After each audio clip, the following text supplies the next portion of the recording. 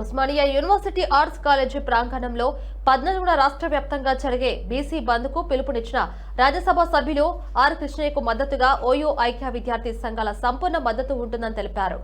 OU ఐక్య విద్యార్థి సంఘాల నాయకులు మాట్లాడుతూ కామారెడ్డి డిక్లరేషన్ లో ఇచ్చిన హామీ 42% బీసీ రిజర్వేషన్లను అమలు పరిచాకే స్థానిక సంస్థల ఎన్నికలు నిర్వహించాలని విద్యార్థి సంఘాలు రాష్ట్ర ప్రభుత్వాన్ని డిమాండ్ చేశారు.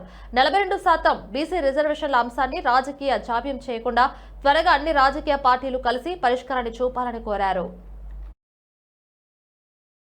నేను మీ డాక్టర్ లక్ష్మీగారు Anjaneyulu Mudraj, high court advocate, university research scholar.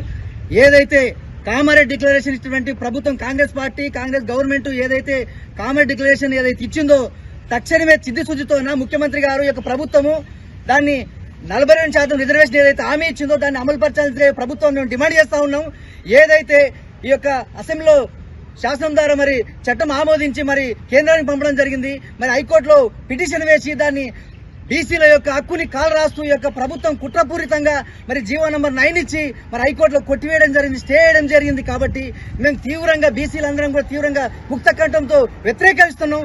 BC సామాజిక వర్గానికి సంబంధించిన ప్రజలకి 42% రిజర్వేషన్ ఇవ్వాలని చెప్పేసి ఒక ప్రతిపాదన పైన వచ్చిన హైకోర్టు స్టే విషయంలో కేంద్ర రాష్ట్ర ప్రభుత్వాలు తక్షణమే చిత్తశుద్ధితో వ్యవహారం చేయాలని చెప్పేసి ఉస్మానియా యూనివర్సిటీ విద్యార్థి సంఘాలుగా డిమాండ్ చేస్తా ఉన్నాం. ఈరోజు ఏమి ఆటంకమైతుంది? తమిళనాడులో 69% రిజర్వేషన్ ఇచ్చాల్సిన అవసరం ఉంది.